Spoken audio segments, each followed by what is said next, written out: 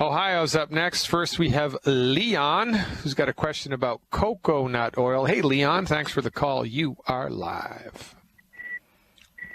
Yes, I'm quite curious as to your thoughts in regards to coconut oil, because I've heard that, of course, it's a medium-chain fatty acid and doesn't react in the body like the polyunsaturated oils. Well, there's a difference there. You're right that it doesn't. Medium-chain fatty acids have a different reaction than the long chains do, but nonetheless, there's still an oxidative process that's going to happen, and it's only a matter of time until even coconut oil becomes oxidized.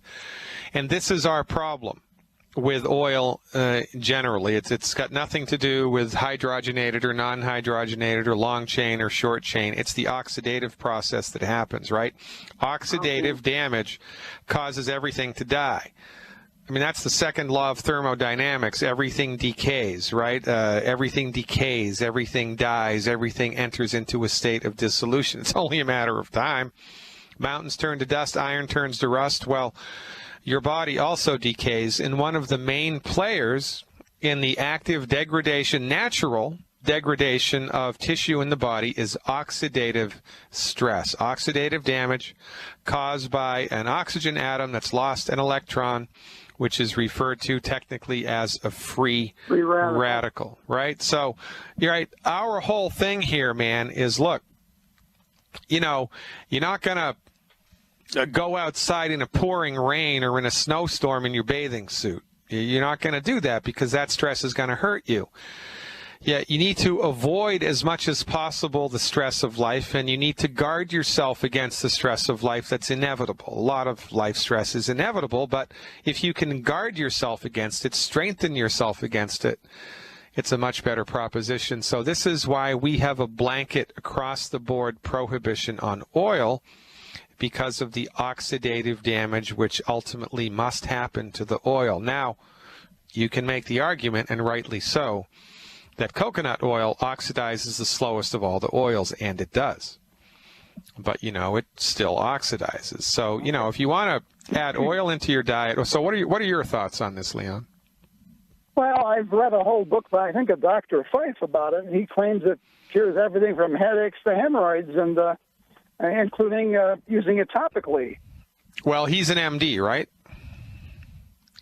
You know, I don't remember. I read the book. That's possible. Yeah.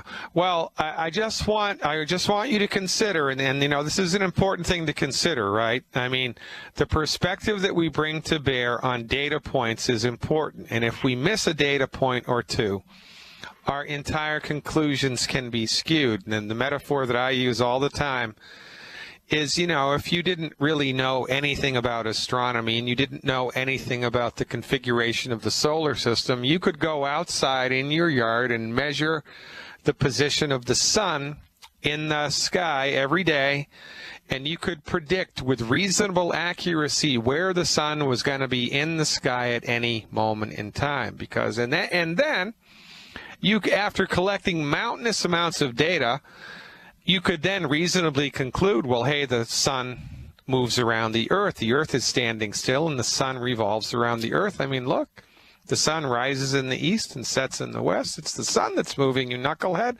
I can see it with my own two eyes. But you've neglected the big data point of gravity, right? You don't know anything about gravity. You don't know anything about mass attractions and gravitational fields and all of this. So you would be drawn to the wrong conclusion. And this is what happens frequently. Not all the time, but most of the time, when MDs start to get their feet wet with the holistic waters, because they leave out huge data points which are necessary in order to draw a cogent, truthful conclusion. But because they don't know that they're leaving those data points out, you know, it's like the colorblind art critic who doesn't know that they're colorblind. They're just going to go on criticizing the art. And so it's an interesting thing to talk about. But in any event, this is our rationale. It's like, look, avoid as many landmines or potential landmines as is humanly possible. So that makes sense. This is why we say, you know, avoid the coconut oil. Now, you ever hear of Edgar Cayce? Yes, I have. Well, Edgar Cayce was a remarkable human being, right? The sleeping saint. And Edgar Cayce would go into a trance state, and he would do psychic readings on anybody anywhere in the world. He didn't even have to be in the same room with them. And he would then tell them, in his psychic fugue, so to speak, things that they needed to do to remedy their health conditions. And one of Edgar Cayce's all-time favorite, most used remedies was peanut oil. Peanut oil. He had remarkable success with it. And as God is my witness, I don't know why. So this question has always nagged me in the back of my mind. There has to be something going on with oil, above and beyond the negative effects of it from the oxidative stress point of view. But as God is my witness, I don't know what it is. It's interesting to think about, though, yeah? Yeah, very interesting. Hey, man, you're the greatest, Leon. I appreciate your call very much. Call me back anytime. Thanks for the info. I love questions like this. Yeah, it keeps me honest, keeps me on my toes.